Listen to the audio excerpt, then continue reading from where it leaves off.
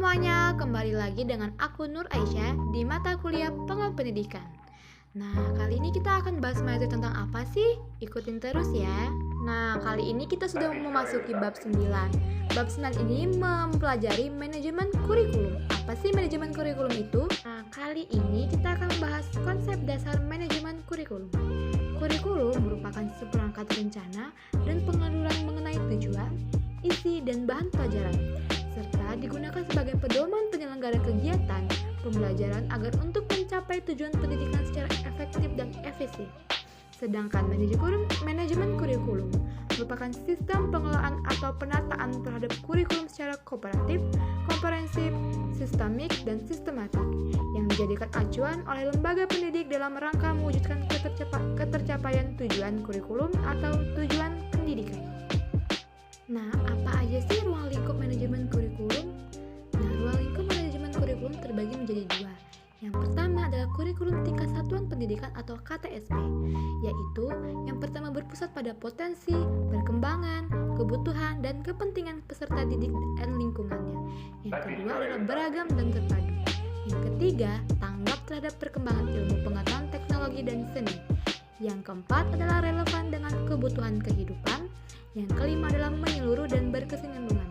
Yang keenam adalah belajar sepanjang hayat. Dan yang ketujuh adalah seimbang antara kepentingan nasional dan kepentingan daerah.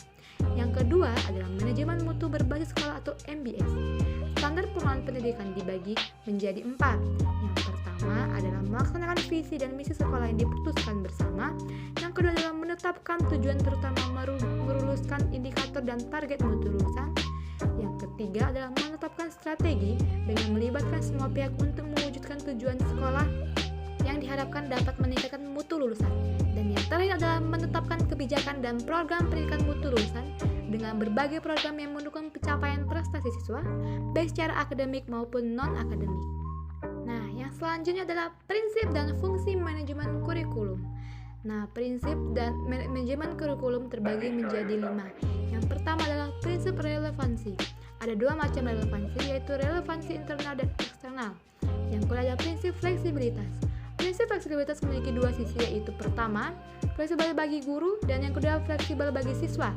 Yang ketiga adalah prinsip kontinuitas, mengandung arti bahwa perlu dijaga saling keterkaitan dan berkesinambungan antara materi pelajar dan pada berbagai jenjang dan jenis program pendidik. Yang keempat adalah efektivitas. Prinsip ini berkenaan dengan rencana dalam suatu kurikulum dapat dilaksanakan dan dapat dicapai dengan kegiatan belajar mengajar. Yang kelima adalah efisiensi.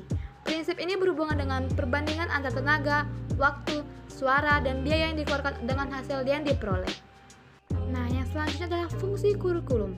Yang pertama adalah fungsi penyesuaian, bahwa kurikulum harus dapat mengantar siswa agar mampu menyesuaikan diri di kehidupan sosial. Yang kedua adalah fungsi integrasi, bahwa kurikulum harus dapat mengembangkan pribadi siswa secara utuh. Yang ketiga adalah fungsi diferensiasi, bahwa kurikulum harus dapat melayani setiap siswa dengan segala keunikannya. Yang keempat adalah fungsi persiapan. Kurikulum harus mampu memberikan pengalaman belajar bagi anak baik untuk menunjukkan pendidikan ke jenjang yang lebih tinggi.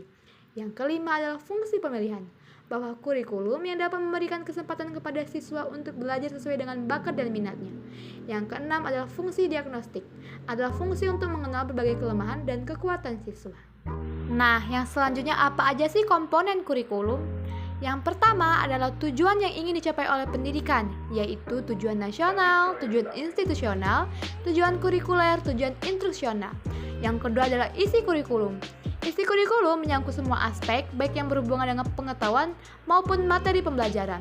Yang ketiga adalah metode atau strategi pembelajaran. Strategi berkaitan dengan upaya yang harus dilakukan dalam rangka pencapaian tujuan.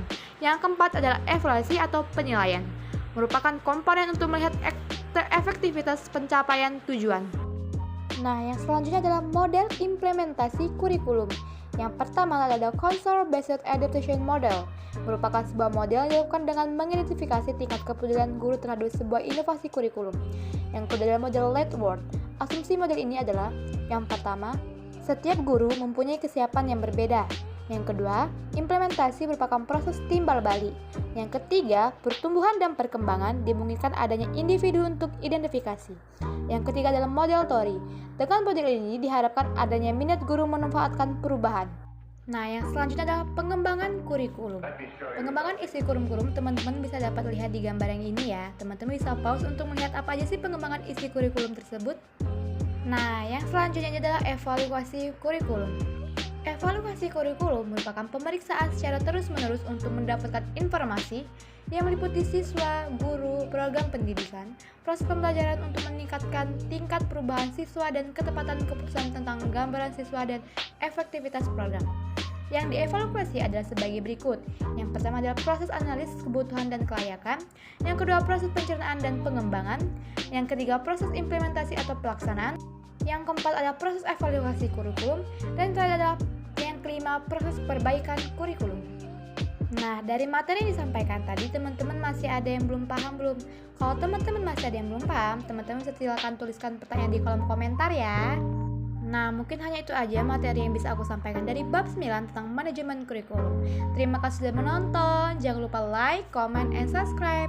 Ditunggu ya video selanjutnya. Wassalamualaikum warahmatullahi wabarakatuh. Bye-bye.